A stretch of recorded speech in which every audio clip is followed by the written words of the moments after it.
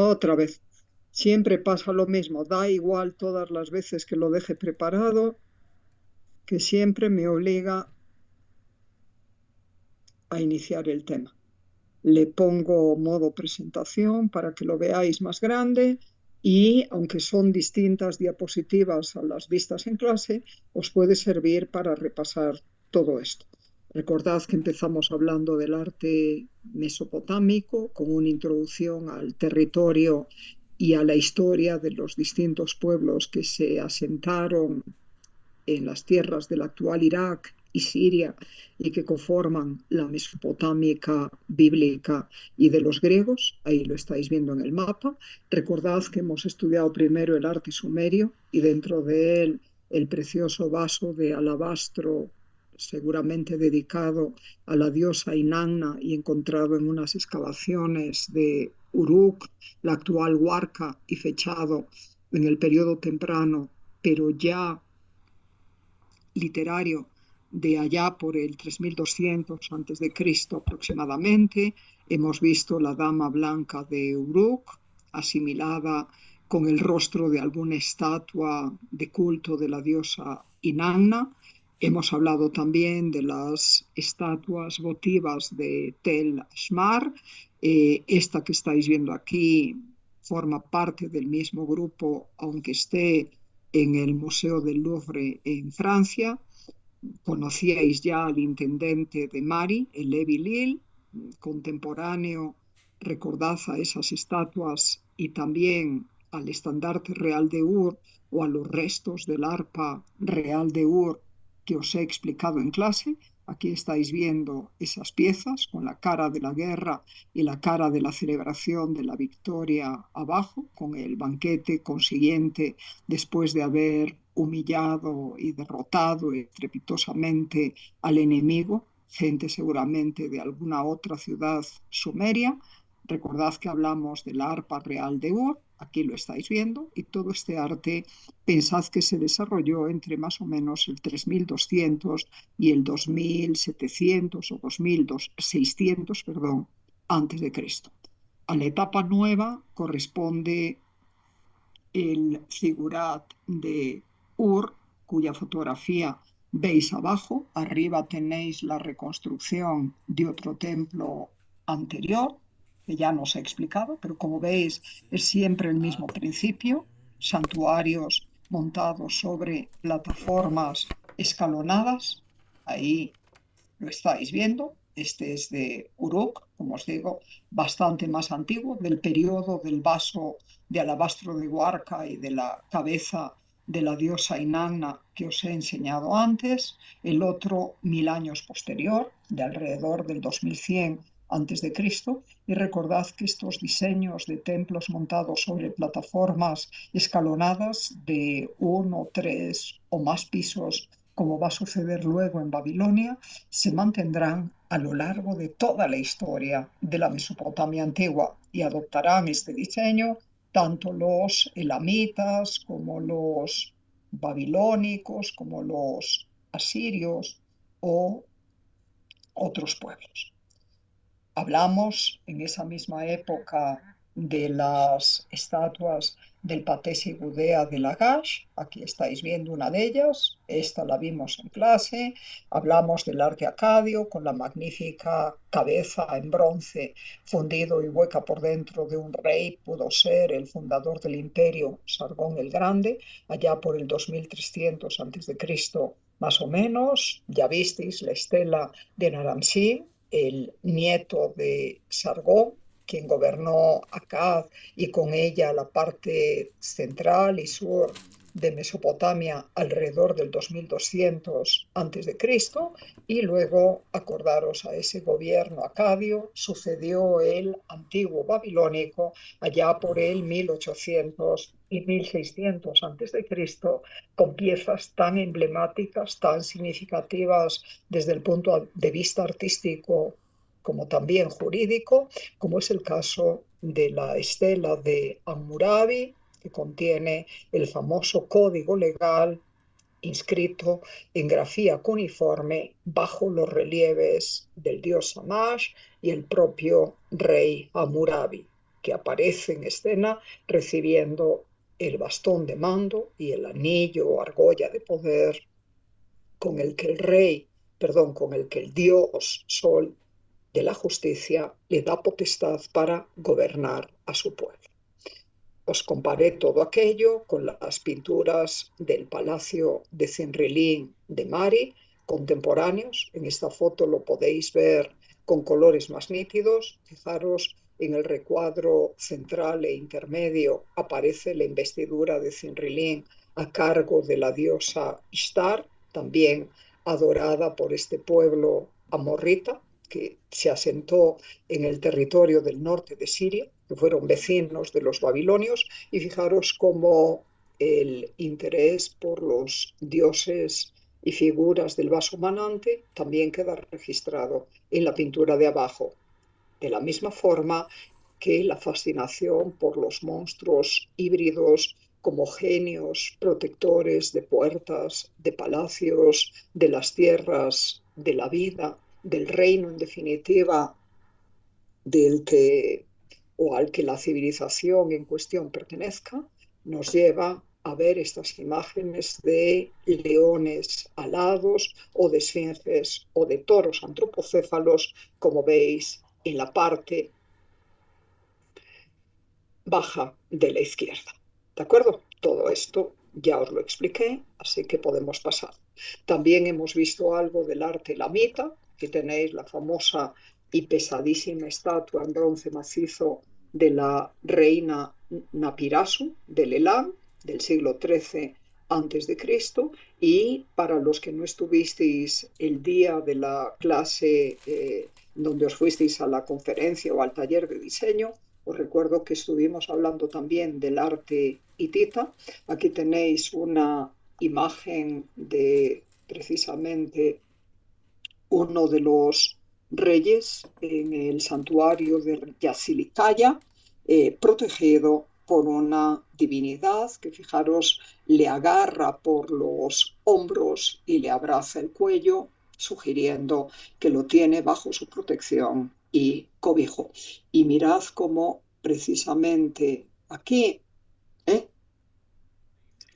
en la representación del rey Tuzjalillas IV, esto es de hacia el 1250 a.C., es más o menos contemporáneo a la estatua de Napirasu del Elam que os acabo de enseñar.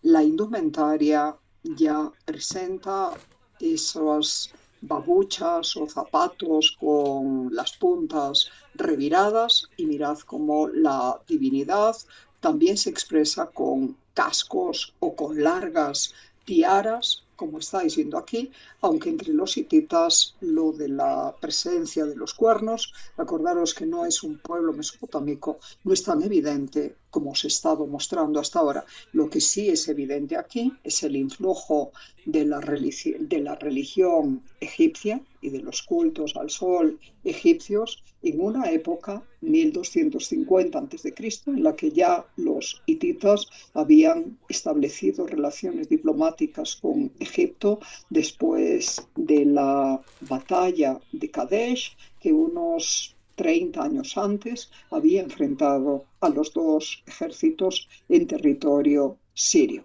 A raíz de esas relaciones, pero también ya se daba antes, como nos prueban las esfinges de Al-Azawiyuk que os mostré en las puertas de la ciudad, de la fortaleza, en la clase previa, esas relaciones con Egipto, y los préstamos culturales e iconográficos del arte egipto también ya quedan evidenciados alrededor del 1400 a.C.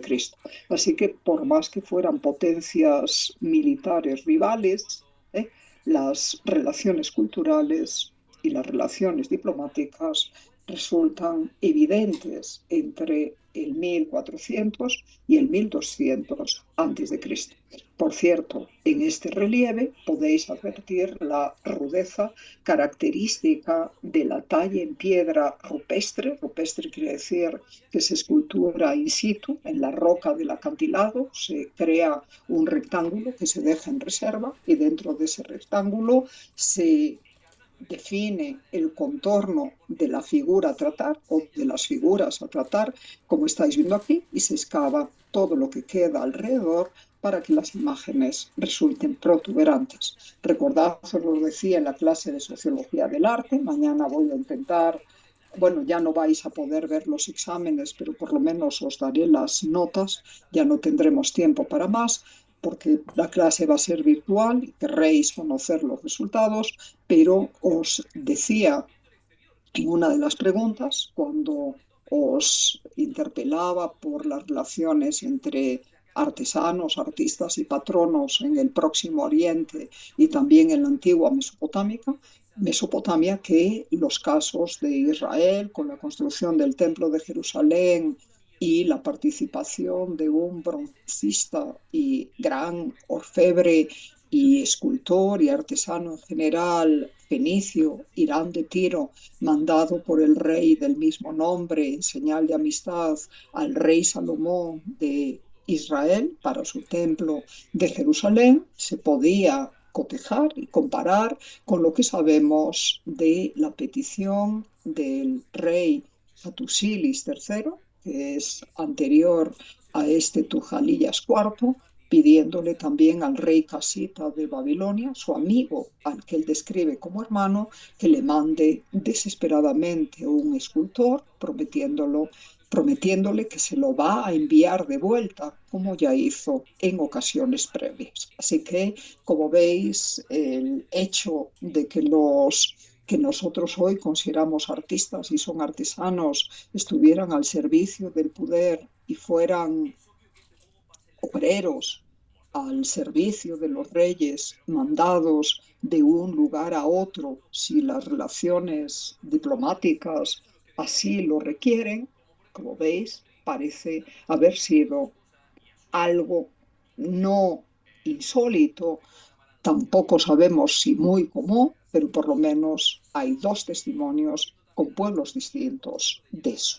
Y recordad, el rey Hattusilis III quería un escultor babilonio, seguramente porque entendía que podría hacer estatuas más finas, con contornos más sutiles, más precisos y formas más redondeadas y quizás plásticas que estas que estamos viendo en el santuario de Yazilikaya, el principal santuario rupestre con templos insertados en la formación rocosa más importante de la cultura hitita. ¿De acuerdo? Un santuario del siglo XIII antes de Cristo, como ya os he dicho. Y aquí ya no vais a ver ni el relieve del dios Teshub, el dios de las tormentas y de la guerra entre los hititas que le enseñé a vuestros compañeros, tampoco vais a ver las esfinges de la puerta paraboloide de la fortaleza y ciudad de Al-Asayuk, de influencia egipcia, como os venía diciendo, pero podéis complementar esa información. Es lo bueno de tener distintas imágenes en estas clases virtuales de las puertas de Hattusa, la capital del reino hitita entre por lo menos el 1400 y el 1200 antes de Cristo. Como veis, las puertas están talladas en bloques de piedra monolíticas para cada una de las jambas. Falta la parte central curvada con diseño de parábola, como os decía, pero por lo menos tenemos la presencia de los altos relieves de los leones guardianes que parecen quererse salir de la puerta para dar alcance y encuentro a los eventuales visitantes. Resultan amenazadores, pero también para los hititas tienen ese sentido de protección y de manifestar simbólicamente la fuerza del reino y el poderío de su ejército que ya usaba armas de hierro, acordaros, en aquellos tiempos, y les decía a vuestros compañeros, y por eso he preferido gastar algo de tiempo recopilando y repasando todo lo anterior, que esta decoración de las puertas de Ciudad Hititas con animales que salen al encuentro de los visitantes o de los diplomáticos o de quien pase por ellas emergiendo de las jambas. Acordaros que las jambas son las partes verticales y laterales de cualquier puerta. Es el precedente más destacado para los lamasus del arte asirio, de los cuales ya os mostré una imagen en la clase anterior. ¿De acuerdo? Procedente del palacio del rey Sargón en Jorsabad, que fue la segunda capital asiria del Imperio Nuevo, allá por el 720, 700 antes de Cristo, más o menos. Y les decía también a vuestros compañeros en clase que esta solución hitita de defender simbólicamente y dar protección a las puertas de las ciudades por medio de leones guardianes tiene su correlato, tiene su equivalente en la Puerta de los Leones del reino de Micenas, la ciudad-estado más fuerte, más poderosa de todo el Peloponeso. Eso es la Grecia continental del sur, allá por el siglo XIV antes de Cristo. Son contemporáneas a estas, solo que en la Puerta de los Leones de Micenas la tenéis que buscar por internet. Yo ya no tengo tiempo en las 2 semanas que quedan a hablaros nada del arte prehelénico, pero lo tenéis en el programa. En esas puertas, os decía, los leones defendiendo una columna elevada sobre un altar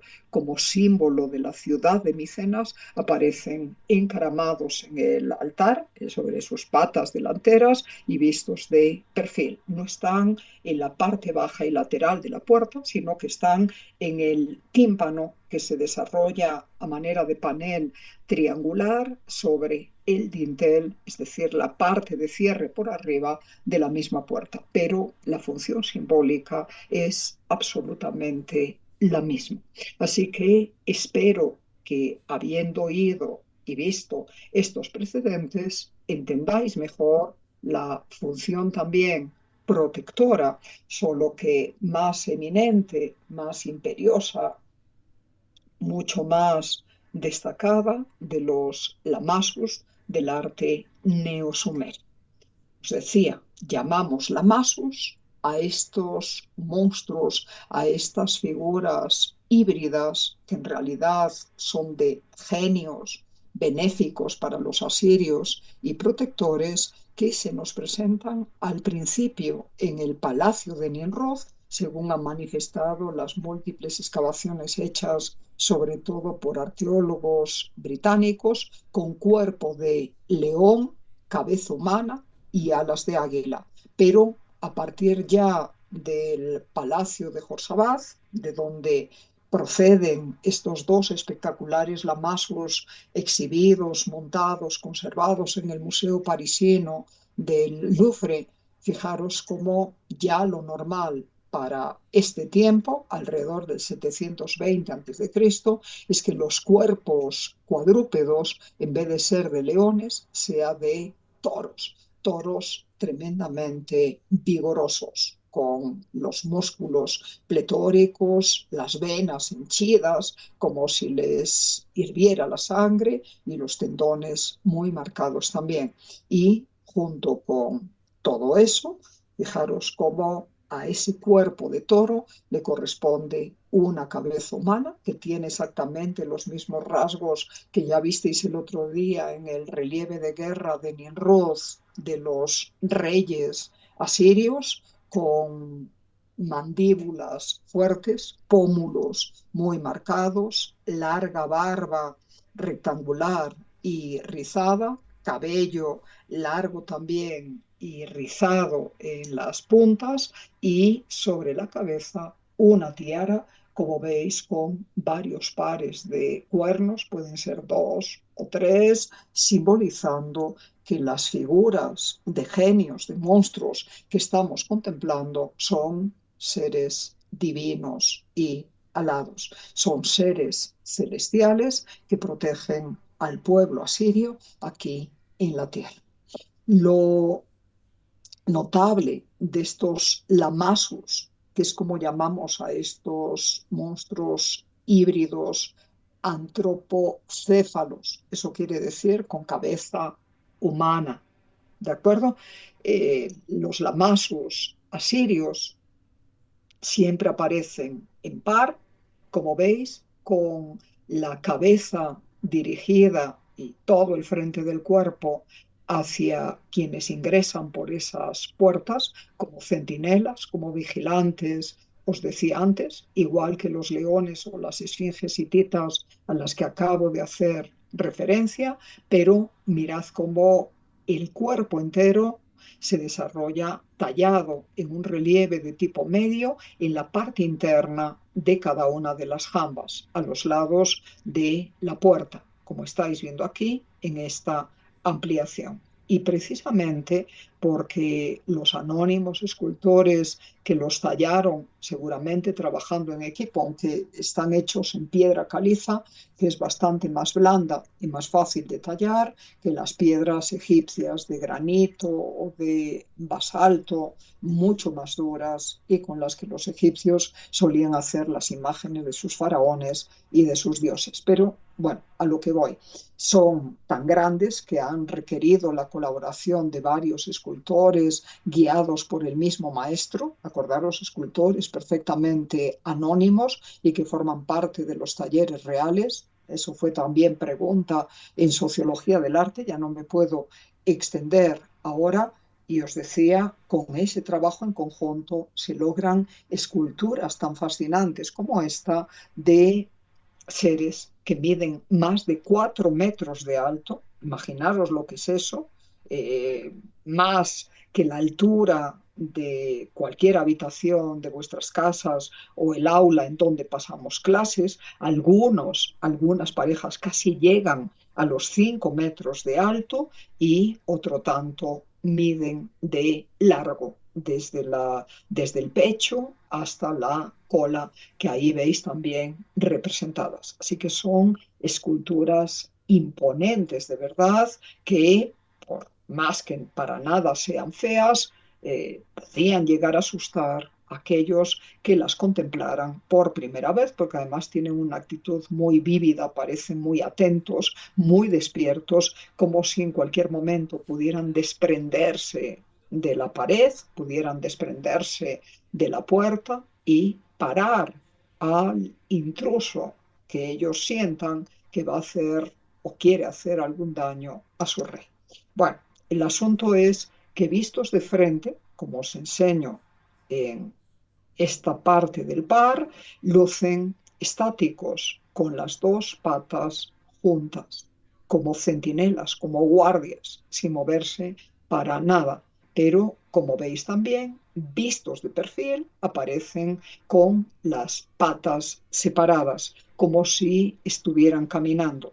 Y es eso, la necesidad de representar las cuatro patas de la figura vistas de lado, hace la anomalía de que en total en cada uno de ellos se hayan tallado 5 patas, 3 para la parte delantera, 2 quietas frontales y esa lateral que estáis viendo aquí, echada hacia atrás, y las otras 2 patas de atrás también separadas. Es una anomalía, no quiere decir obviamente que los monstruos fueran de 5 patas, ya les llega bastante con tener cuerpo de toro, cabeza humana y alas de águila, como veis, pero al tallarse así, si la foto se hace de 3/4 en ángulo, como yo la he tomado en este museo, pues se pueden ver esas 5 patas en total en algunas de las figuras.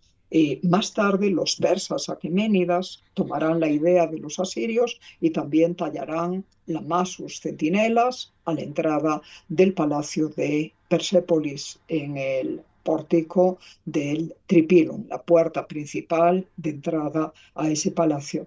Van a cambiar los rasgos de la cara, son más delicados, la barba es más bien corta, aunque el pelo sigue siendo rizado. También tendrán alas de águila, pero más finas, más delgadas y vueltas o reviradas desde atrás hacia la cabeza y vais a notar cómo los lamasus o toros guardianes antropocéfalos persas ya solo tienen representadas cuatro patas, las dos de frente, paralelas como estáis viendo aquí, y simplemente las dos de atrás, vistas en relieve y separadas. Así que, igual que los asirios, parece que tomaron la idea de sus lamasus de los hititas que les precedieron en el gobierno del territorio de la actual Turquía, también a su vez los persas, que acabarán conquistando todo el territorio mesopotámico tras las campañas del rey Ciro el Grande de Persia, allá por el 540 a.C. más o menos, dominando toda la Mesopotamia, a raíz de esa conquista militar de los persas del territorio mesopotámico, como más tarde, acordaros, le pasó a los romanos cuando conquistaron Grecia, también los persas asimilaron elementos artísticos, elementos culturales de los pueblos vencidos y sometidos por ellos. Y entre eso incorporaron la idea de los lamasos como seres monstruosos, espirituales y guardianes. Vais a entender mejor todo lo que os decía antes y me voy a ir apurando para que no se me corte el zoom. Si se corta, volvemos enseguida al mismo enlace. Os enseño entonces ahora otra fotografía de otro de los lamasus extraído de las excavaciones del Palacio de Sargón en Jorsabad, que se puede escribir con J o con KH, como os he puesto. Recordad que en tierras del actual Irak, es una ciudad del norte próxima al río Tigris. Esta pieza está fechada igual que las otras dos que os acabo de enseñar, es de la misma época, del 720, 705 antes de Cristo más o menos, y como ahora podéis ver mejor los detalles, notad esas protuberancias musculares que emparejan los lamasus y en general los animales asirios a las representaciones humanas. Los asirios siempre les interesa exaltar, manifestar el vigor, la ferocidad, la fuerza,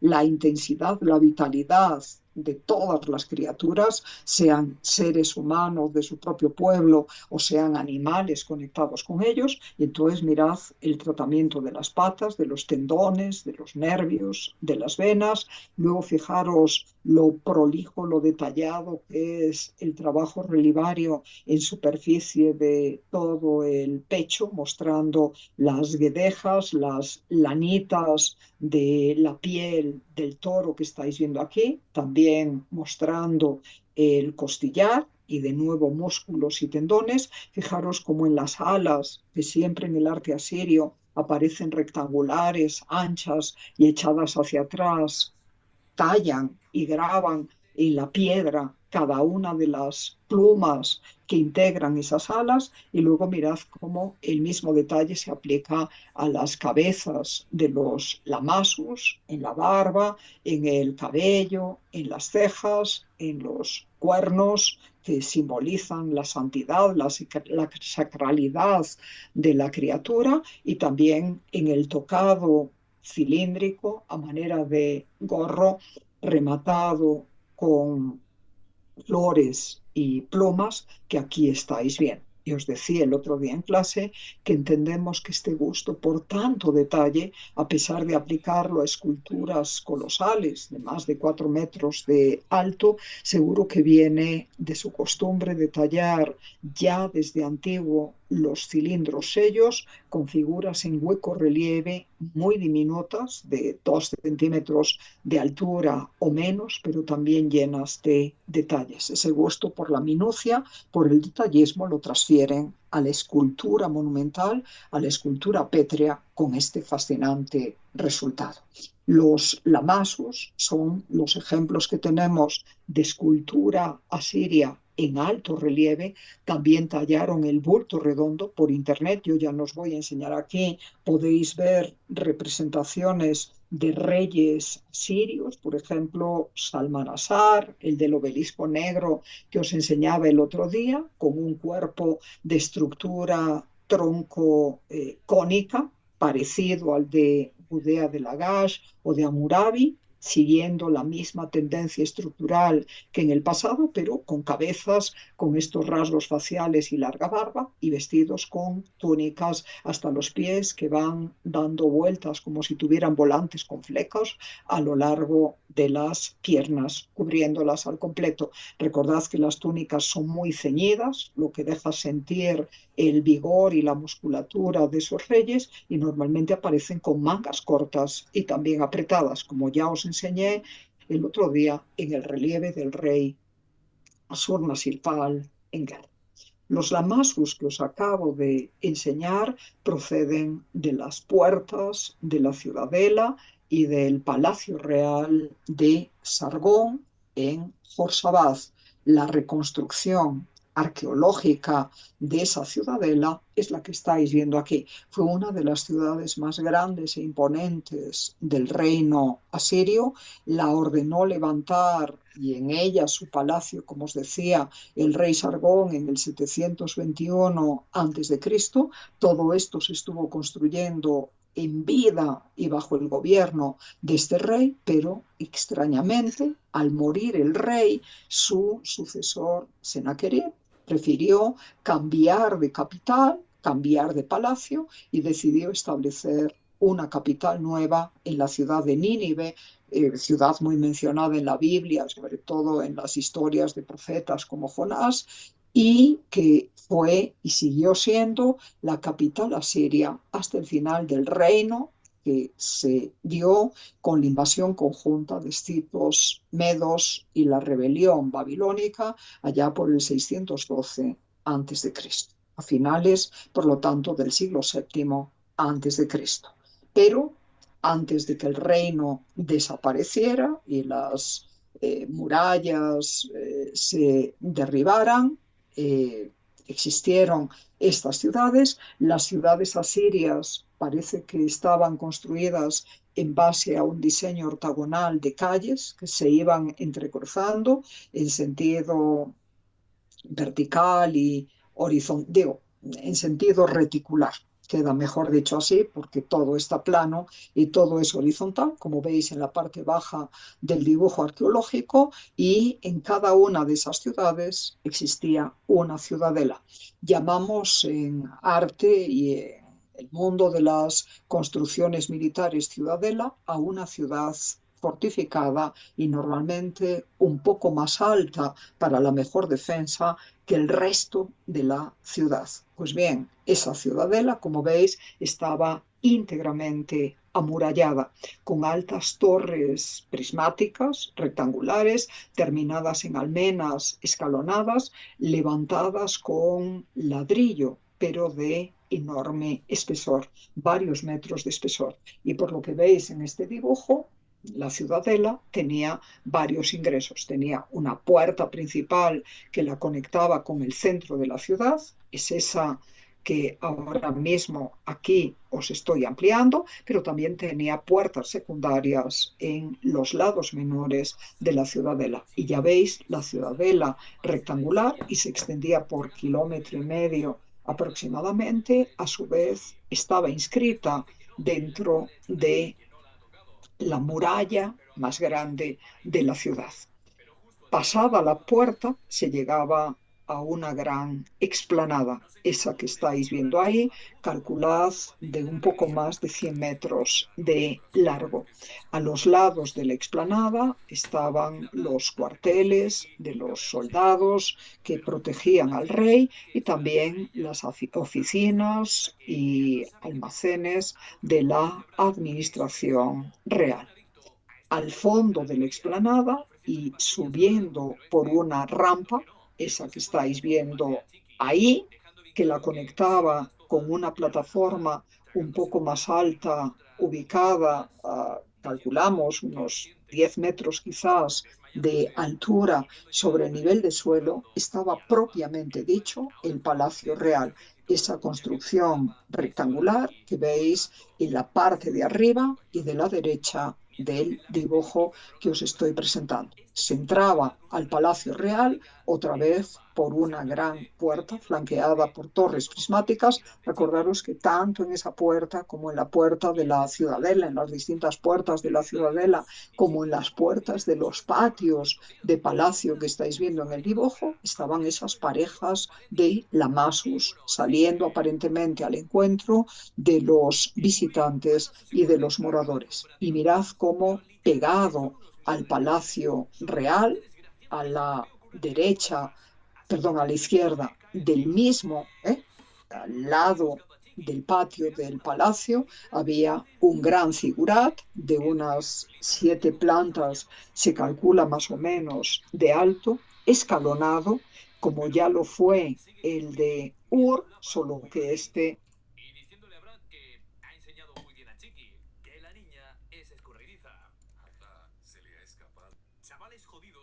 preguntaros si se ha entendido bien todo y sobre todo si me habéis escuchado con nitidez. ¿Todo bien hasta aquí?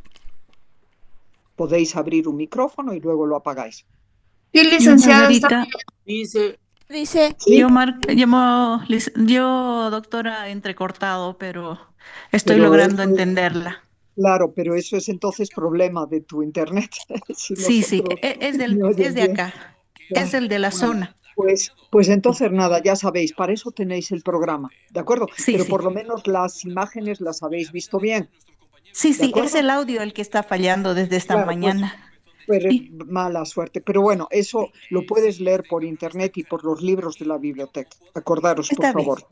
ya, Así que gracias. vamos entonces a seguir y apagáis el micrófono, por favor. No sé si es Judith la que me habló, ahí solo pone Xiaomi, así que vuelvo a compartir pantalla.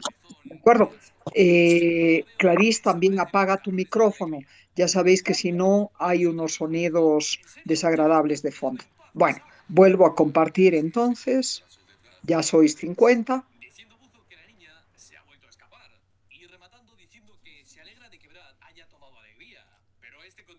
Volvemos aquí, ahora sí que lo ha mantenido, y os estaba hablando del Palacio de Josabaz y os decía que pegadito al palacio, por el lado izquierdo en la imagen arqueológica, veis el templo. Y recordad que el templo, el santuario, siempre está sobre el zigurat, que es toda esa pirámide escalonada de la que os estaba hablando. Y luego recordad que en la parte baja y rodeando a veces el figurat o pegado a él o a los lados están las distintas salas usadas por los sacerdotes, también los almacenes, los talleres y obviamente las oficinas de los sacerdotes para gestionar con los devotos todas las cuestiones inherentes al culto. Como veis, en Jorsabad se da una interesante asociación o relación entre religión y Estado. El santuario está pegado al Palacio Real y los dos están sobre una plataforma elevada. Recordad que eso se hace simbólicamente para manifestar la dignidad y la superior jerarquía de la construcción que se ve desde distintos lados de la ciudad, al estar alta, al estar destacada, pero recordad también la parte práctica en las tierras de Mesopotamia, de cuando en cuando caen lluvias torrenciales, los ríos se pueden desbordar y por lo tanto si el Palacio Real y el templo están elevados, corren menos riesgo de inundarse y por lo tanto de que los muros de ladrillo se reblandezcan y se caigan, que las casas de los particulares, perdón, que quedan fuera,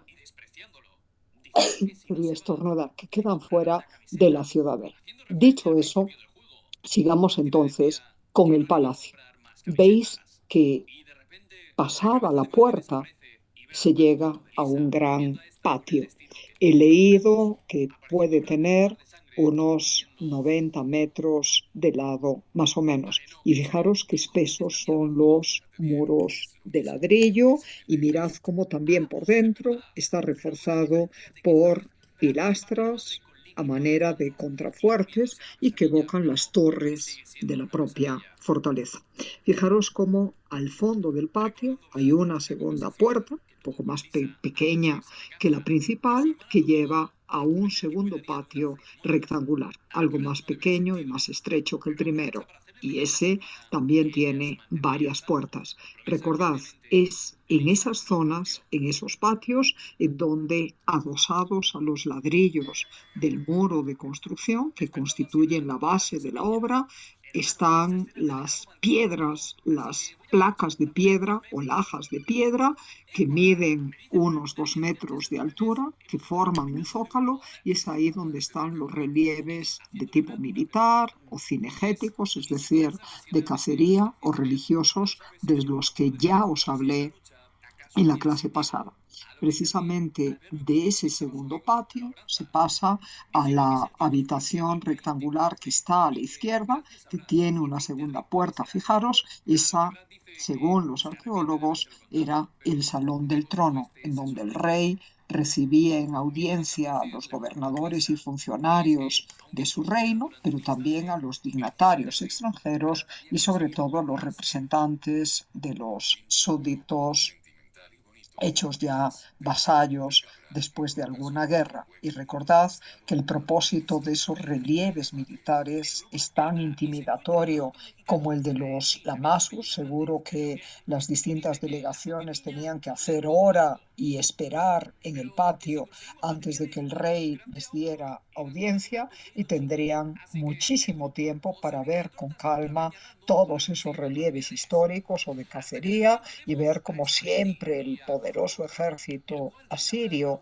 aplasta sin misericordia a los enemigos o a cualquier otro pueblo que se rebele contra ellos. La propaganda política siempre está presente en este arte al servicio del poder y encargado por los reyes. Acordaros que el arte en la antigüedad, igual que hoy, ha cumplido múltiples funciones. Las principales son las religiosas, con imágenes de culto o de exvotos y de figuras de orantes, adoradores; la función funeraria, acompañando la decoración de las tumbas, pero también la función política, la función militar, al servicio de la exaltación del poder, y esta es muy obvia en todo el arte asirio del Imperio Nuevo. Y lo veis, por cierto, en el relieve de Nimrod y en este otro relieve que procede del mismo palacio de Asurnassirpal II de Nimrod, la antigua ciudad bíblica de Calu, se le llamaba así, hoy es Nimrod, está en Irak. El relieve es de hacia el 850 a.C. más o menos, tiene las mismas características estilísticas, técnicas y formales que ya os expliqué el otro día, por eso no abundo en ello. Acordaros, es bajo relieve, sobresale apenas 1 centímetro del fondo, pero muy perfilado y con gran riqueza de detalles en el interior. El fondo plano, mide cerca de 1 metro de alto lo que estáis viendo aquí. Y en esta ocasión el rey Asurnassirpal, que el otro día visteis disparando sus flechas contra una fortaleza enemiga, ahora va montado en su carro de guerra, que le sirve también para las carreras y las cacerías, otra vez tirado por 3 caballos, como visteis en el caso anterior, 3 caballos con las riendas guiadas por el cochero del rey, el auriga, ese hombre forzudo pero sin casco ni nada en la cabeza que veis detrás del brazo del rey. El rey siempre se coloca delante, en primer término, para que su figura resalte, aunque entre los asirios ya no es común eso que llamamos la perspectiva jerárquica, el hacer la figura del rey mucho más grande que todas las otras figuras. Basta que esté por delante de los demás, que sea el que guía la acción, el que la comanda, el protagonista de todo, para saber quién es el rey y quién es su lacayo, en este caso su cochero. Como veis, el rey se ha girado para dispararle al león, que, feroz y mal herido, mirad cuántas flechas ya tiene clavadas en el pecho, intenta atacar el carruaje del rey. Es una prueba de dinamismo y de destreza por parte del soberano asirio esta. Y aunque hablamos de cacerías reales por aquí y por allá, no es una cacería espontánea, todo está muy preparado. Da la impresión de que previamente los soldados del rey han capturado en los bosques y en las zonas montañosas a los leones, los han enjaulado, los han mantenido alimentados por un tiempo hasta que, llegado el día de la fiesta del reino, en donde el rey, como pastor protector de su pueblo, tiene que hacer gala de su fuerza, de su vigor, de su capacidad para el combate y para destruir el mal o lo que se considera son las fuerzas malignas de la naturaleza o de los adversarios, en este caso encarnadas por estos feroces leones que le atacan. Llegado ese día, y en uno de esos patios del palacio que os enseñaba antes, se ponían, entendemos, los guardias del palacio en formación, formando como un muro de escudos con ellos para proteger, para vigilar siempre que el rey esté protegido. Y estando ya eso todo preparado, el carro del rey empieza a correr y se van soltando de las jaulas uno a uno los leones o leonas que el rey pretenda matar en esa jornada. Y a esos leones, a esas fieras apresadas en cautiverio previamente, en el arte asirio siempre se las muestra muy fieras, muy vigorosas, muy hostiles al rey y queriendo dar pelea, a pesar de que el rey, como en las batallas, siempre les gana y los acaba matando. Es otro acto también, como os digo, de propaganda política, de la fuerza del rey, de la destreza del rey, y esto también tiene su comparación, su paralelismo con los relatos bíblicos, donde acordaros tanto David como especialmente el héroe y luego juez Sansón eran personas que guardaban el rebaño del padre o comunal y que en cierta ocasión tuvieron que enfrentarse con leones y con otras alimañas y los derrotaron con su astucia o en el caso de Sansón con el poder de sus brazos. Acordaros que Sansón es el equivalente bíblico al Hércules de la tradición mitológica y al Gilgamesh de la historia también mitológica mesopotámica. Entonces no tendría mérito ninguno que el rey le estuviera disparando a gallinas o a aves indefensas o a corderitos o a ovejas. Si no hay ferocidad en los animales, el vigor del rey, la destreza del rey, la fuerza del rey, la habilidad del rey para disparar las flechas no tendría mérito ninguno, porque tampoco tendría que tenerle ningún miedo a un animal doméstico o a un animal herbívoro que no puede ni arañarlo, ni desgarrarlo, ni comérselo, ni hacerle ningún daño. Y por eso, como os decía, los leones aparecen tan vigorosos como los lamasus de antes. Mirad la anatomía de este, fijaros cómo abre la mandíbula para enseñar sus colmillos y mirad cómo detrás del león van soldados del rey armando barullo, armando mucho ruido, golpeando los escudos con esos platillos para inquietar, para perturbar al león y para darle ganas de atacar y de que corra. Y cuanto más corre el león, más el rey va a dispararle. Pero como veis, los leones pelean hasta morir y en esta ocasión el incidente está lleno de emoción. Como veis, el león ha logrado dar alcance al carro del rey, parece que quisiera treparse en él, pero se sobreentiende que en ese momento el rey le va a disparar la última flecha en la cabeza o en la garganta y lo va a dejar en el suelo. Y esto solo es un detalle. Si veis más fotos por enciclopedias o por internet, veréis cómo en forma de narración continua se pueden ver varios leones agonizando, vomitando sangre, ya caídos en tierra, mientras el rey sigue disparando flechas con otros. Entendedlo, por favor, no es que suelten a todos los leones de golpe, como en las corridas de toros, van soltando de uno a uno, el león persigue al rey, el carro del rey persigue al león y el uno ataca y el otro le dispara hasta que lo mata. Eso es lo que veis aquí y mirad cómo en la fisonomía del rey y en su vestimenta encontráis los mismos rasgos que en el otro relieve del palacio de Nimrod que ya os he explicado. Y fijaros cómo la precisión en el contorno hace que estas imágenes talladas en piedra caliza blanda se destaquen notablemente del fondo. Relieves de carácter muy narrativo.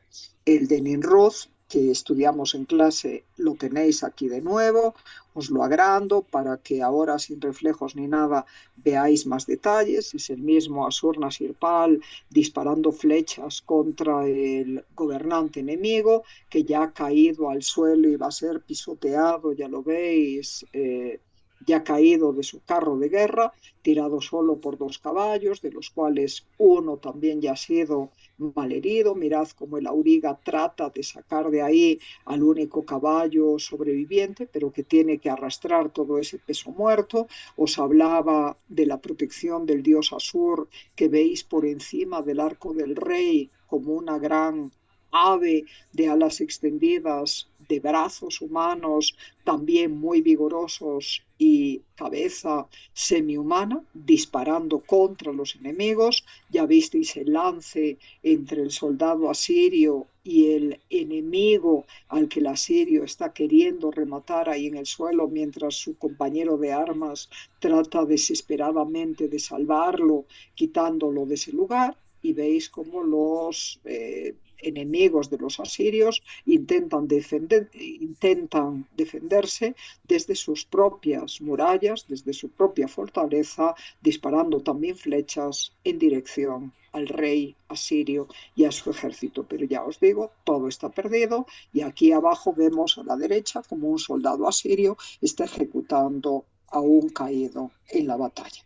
Así de horroroso en cuanto a la temática militar, siempre muy violenta, es este arte asirio que tiene como cosa positiva esta capacidad tan grande para narrar y para emocionarnos y para hacernos sentir lo que está pasando en cada instante. Y os decía, ese gusto por la propaganda política, por presumir de las victorias, se lleva incluso a escenas de aparente idilio conyugal, como esta extraída del palacio encargado por el rey Asurbanipal en Nínive, acordaros la última capital de los asirios, y fechado unos 200 años después de los relieves de Nimrod que acabo de enseñaros. Fijaros, lo que tenemos aquí, y esto también procede del patio del palacio de Nínive, es al rey Asurbanipal tumbado tranquilamente en una tumbona, en una especie de litera transportable al jardín. No está en el interior de su palacio. Que la escena discurre en el exterior, lo notamos bien por los múltiples árboles representados ahí y también por esa parra de vid que le da sombra al lecho del rey. ¿Os dais cuenta? Como si estuviera bajo una pérgola. El rey es el hombre con barba que, como os digo, está reclinado sobre su propia cama, ¿eh? Come a la manera casi de los griegos, una especie de pliné, y mirad cómo se lleva una copa a la boca, brindando con su reina. La reina es la mujer que está sentada en la silla alta frente a él. Pero notad la jerarquía, la reina tiene la cabeza por debajo del rey está a un lado y está por delante de esa tumbona del rey. Ambos, como pareja real, están celebrando una victoria y están siendo atendidos en este banquete íntimo y particular por varios criados del palacio. Fijaros cómo unos extienden sus espantamoscas, son esos objetos alargados para, por un lado, darle viento a manera de abanico al rey y evitar que las moscas perturben su comida y su descanso. Y los otros criados, veis que hay otro que también está abanicando a la reina por detrás de ella, a la izquierda, y fijaros cómo a la pareja real se acercan varios sirvientes llevando comida en bandejas. Ahí lo estáis viendo, teniendo como trasfondo las palmeras y los árboles del jardín. Hasta aquí todo maravillosamente pacífico y esto nos haría pensar que, bueno, también los asirios sabían disfrutar de la vida y sabían celebrar, y eso sí, las victorias, como hemos visto en el estandarte real de Ur, con la técnica de la taracea, unos 2000 años antes de este relieve. Fijaros, aquellos viejos sumerios los separan 2 milenios de estos asirios nuevos. Pero ahora fijaros en los detalles y notad cómo del lecho del rey, de la cabecera del lecho, cuelga un collar con diseño egipcio. No os lo puedo ampliar más, pero está rematado en cabezas de el dios halcón, Horus, y con ese detalle se nos indica que ya para entonces el ejército de Asurbanipal había conquistado el norte de Egipto y lo había vuelto su provincia, ensanchando así las fronteras del imperio. La otra referencia político-militar, y esta es mucho más truculenta y macabra, la tenemos en este árbol de la izquierda, una especie de ciprés o por lo menos de conífera con ramas a los lados. Fijaros ahí el árbol, insisto, de la izquierda del todo, delante del cual está pasando otro sirviente con otra bandeja y detrás del cual hay otro más con otra bandeja, son los criados que están llevando la comida, y mirad en la punta superior del árbol, colgada de una de las ramas y agarrada por una gran argolla, veis una cabeza decapitada con los pelos caídos hacia abajo. No os lo puedo ampliar más, pero está ahí. Buscad el relieve por internet si queréis, y la cabeza está vista como en 3 cuartos, con la boca para arriba, los ojos para abajo, la nariz en medio. Es una cabeza humana, colgada de una argolla y colgada de una rama de árbol. Fijaros qué espantoso, en pleno jardín del palacio y como trasfondo de su gran banquete con la reina. Por las inscripciones que acompañan al relieve, sabemos que es la cabeza del rey Teumán, el último soberano, el último rey del reino de Elam, que había sido independiente hasta entonces y que se había desarrollado a lo largo de más de 2 milenios, como ya os he dicho en otras clases. Así que el relieve que estamos viendo aquí del palacio de Asurbanipal en Nínive sirve para conmemorar la conquista del reino del Elam, que quedaba, acordaros, en las tierras del sur del Irán actual, lo que fue Persia en la Edad Media y en la antigüedad también de los griegos, y así señalar cómo también esa porción del Medio Oriente pasa a integrar el reino asirio. Y os decía el otro día que a pesar de tanta batalla y tanta victoria, los asirios a lo largo de estos 3 siglos del Imperio Nuevo vivieron siempre en estado de guerra, siempre recelosos de que los pueblos conquistados por ellos pudieran rebelarse, y efectivamente así sucedió. Unos más o menos calculamos 30 años después de haberse tallado este relieve, en los tiempos del sucesor de Asurbanipal, el rey Sardanápolo, que si tenéis curiosidad fue objeto de un poema por el poeta romántico británico Lord Byron a comienzos del siglo XIX y fue objeto de una pintura espectacular dentro del romanticismo francés de los años 1830 más o menos, por el pintor francés Delacroix, y muestra el suicidio de Sardanápolo en medio de su habitación, reclinado también en su cama, decorada con piezas de marfil y viendo como sus esclavos fornidos asesinan a las concubinas del rey y matan a su caballo porque el rey no quiere que los vencedores escitas, medos y babilónicos se queden con ningún botín, con ningún tesoro del palacio. Es un rey perturbado y enloquecido que ha llegado al final el que pinta Delacroix en esa célebre pintura del romanticismo en Francia. Pues bien, efectivamente, el reino asirio llegó a su fin en el 612 a.C., también por una invasión de sus enemigos, más fuertes ahora, mejor organizados que ellos, y a raíz de todo esto, el viejo reino de Babilonia volvió a resurgir con la victoria del general rebelde Nabopolassar.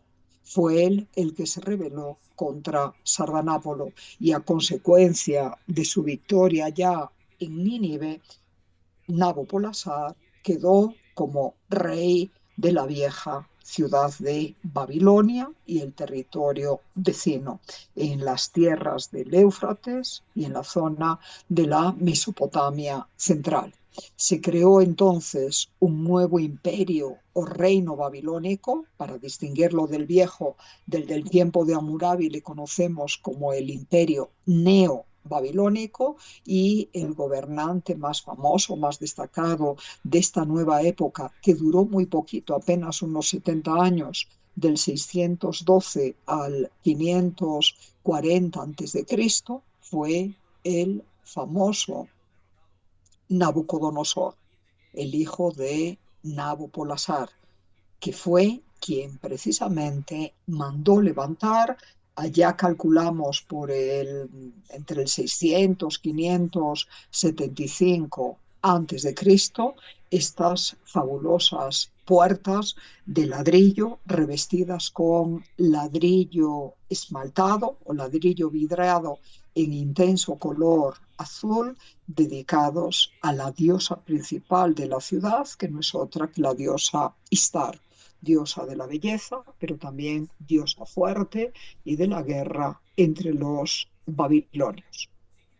Las excavaciones de los arqueólogos alemanes ya en el siglo pasado, comienzos del siglo pasado, dieron como resultado el hallazgo de miles de ladrillos de esta arruinada puerta. La puerta ya no se conservaba entera ni en pie, por supuesto, pero con las excavaciones y con todo lo que había tapado aparte de la puerta, como os digo, se pudo rescatar una gran cantidad de ladrillos cocidos, esmaltados en azul, y algunos lo vais a ver enseguida en relieve. Y todo ese tesoro arqueológico fue recogido por los arqueólogos alemanes y fue llevado a Berlín, la capital de Alemania en el continente europeo. Y allá se levantó un museo que, por otra pieza arqueológica imponente, el gran altar de Zeus en Pérgamo, procedente de Turquía y también excavado por arqueólogos alemanes, se llama hasta hoy el Pergameum, un museo que tiene cerrada actualmente una parte por reformas, pero tiene una parte oriental, y uno de los grandes tesoros de la colección oriental, es decir, la colección del Próximo Oriente del Museo Pergameum de Berlín, es la reconstrucción de la Puerta de Istar, que ahora mismo os voy a enseñar en un pequeño detalle. Aquí veis un dibujo arqueológico, una acuarela a todo color, como veis, que os trata de dar las dimensiones aproximadas de la puerta y su diseño. Como veis, en una puerta monumental de doble entrada con arco de medio punto y pasadizo abovedado en forma de túnel a partir de esos arcos de medio punto de la entrada, flanqueada por dos torres prismáticas y almenadas a uno y a otro lado de la puerta. Unas más altas, las que veis ahí al fondo, y las otras un poco más bajas. Y esa puerta estaba en medio de la avenida principal de la ciudad de Babilonia, en el centro de la ciudad, la que conectaba el Palacio Real, cuyos fascinantes jardines, tenidos por los griegos como una de las 7 grandes maravillas del mundo antiguo, veis dibujados ahí al fondo, en la parte derecha, con la zona de los templos que queda al otro lado. Y esa avenida estaba dedicada a la diosa Istar. Su nombre largo era Quiera Dios que el enemigo jamás tenga la victoria. Y ese dios de los babilonios es Marduk también, el dios al que se consagró el gran figurat de la ciudad que inspiró la leyenda bíblica de la Torre de Babel. Acordaros que el nombre castellano Babilonia deriva de Babil y de ahí el Babel bíblico. ¿De acuerdo? Una torre escalonada, un figurat que mediría, por lo menos se calcula, unos 90 metros de alto y que tenía una plataforma escalonada de unos 8 pisos de ladrillos revestidos por fuera con ladrillos esmaltados de distintos colores, blanco, negro, anaranjado, plateado y así sucesivamente. Debió de ser espectacular en su momento, pero por desgracia de la Torre de Babel, del figurat dedicado al dios Marduk, ya no queda nada. Pues bien, nos vamos a concentrar, os decía, en la puerta de la diosa Istar. Mirad cómo a los lados de la avenida las paredes también están tratadas con relieves de leones consagrados a la diosa Istar, que parecen ir desfilando tranquilamente con las colas levantadas y también trabajados en ladrillo esmaltado y en relieve. Veamos algunos de esos relieves. Esto es solo dibujo reconstructivo, pero aquí estáis viendo las fotos del Museo Pergameo de Berlín. A la izquierda tenéis un detalle de la reconstrucción de la puerta de Istar. A la derecha tenéis en ladrillo también esmaltado en tonos turquesas, en tonos medio anaranjados y dorados, en tonos azul profundo, azul cobalto, como si fuera lapislázuli. No es lapislázuli, por favor, solo es ladrillo esmaltado para el fondo de las palmeras. Eso es parte de la decoración encontrada en el palacio, en el salón del trono del Palacio Real de ahí de Babilonia, mandado a hacer por Nabucodonosor. Y en la parte de abajo, debajo de las palmeras, en la obra que vemos a la derecha, están esos leones, caminando, que forman parte o formaban parte de la decoración de la avenida de la Victoria, dedicada también a la diosa Istar. Para que os hagáis una idea de las proporciones de todo esto, pensad que los cuerpos de esos leones miden un poquito más de 1 metro de largo, desde la cola hasta la punta de la cabeza, y el alto total también se acerca en ese friso al metro. Y fijaros cómo los cuerpos de los leones están en relieve, destacando contra el fondo intensamente azulado. El mismo esquema se da en la decoración frontal y principal de la puerta de Istar. Cada uno de los animales en relieve, ¿eh? hechos con ladrillos moldeados y sacados en serie para repetir una y otra vez los mismos animales en forma alternante, animales que son toros dedicados al dios Hadad, dios del clima y de la vegetación entre ellos, y cudurrus, una especie de dragones míticos con cuerpo de león pero cola de serpiente y cabeza, como veis, de dragón, medio de ofidio, cudurros, dragones consagrados al dios Marduk, que es el dios de la guerra, el dios principal, os decía antes, de los babilonios, al que está consagrado el zigurat del que os hablaba antes. Pues bien, he estado ahí en Berlín, he visto esta puerta directamente, os puedo garantizar que cada uno de los animales, como os decía antes, aproximadamente mide algo más de 1 metro de largo por un poquito más de alto.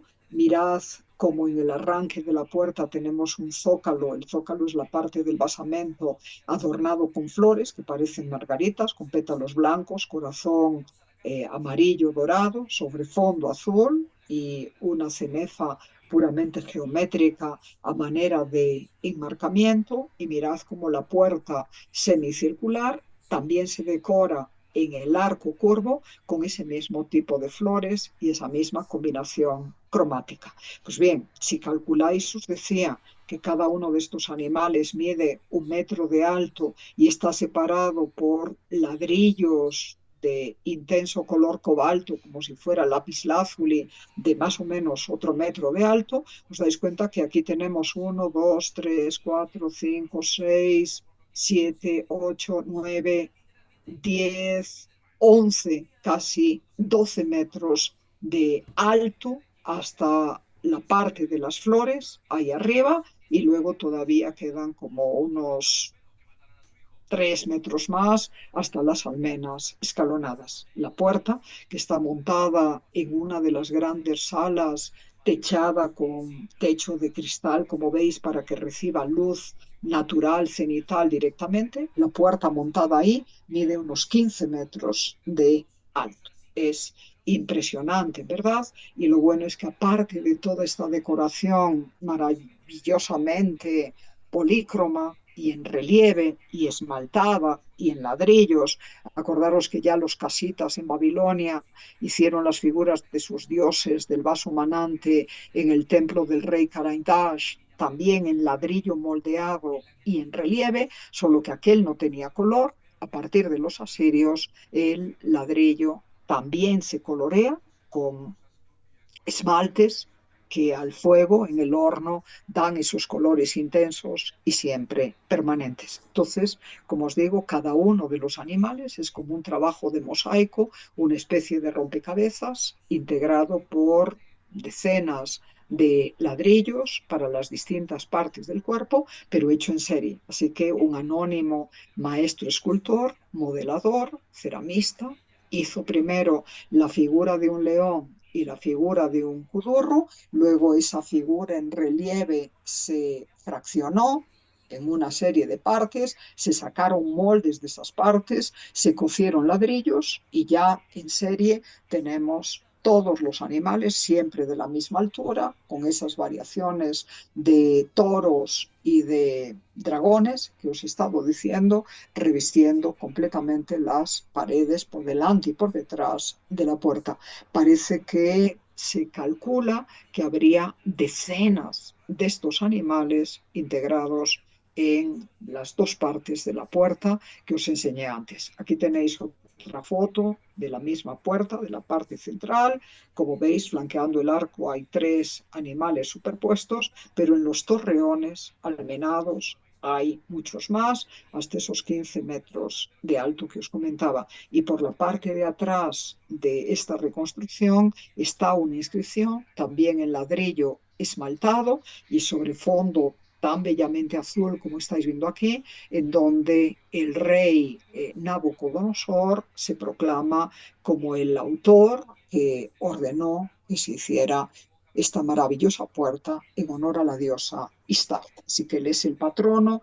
Volvemos a las clases de sociología del arte, que ordena todo esto para su propio esplendor, para mostrar la magnificencia y la belleza de Babilonia y el poderío económico de la ciudad en aquellos tiempos, y obviamente también la destreza de sus artesanos, ladrilleros y ceramistas, que son capaces de hacer algo tan bello como lo que estáis viendo.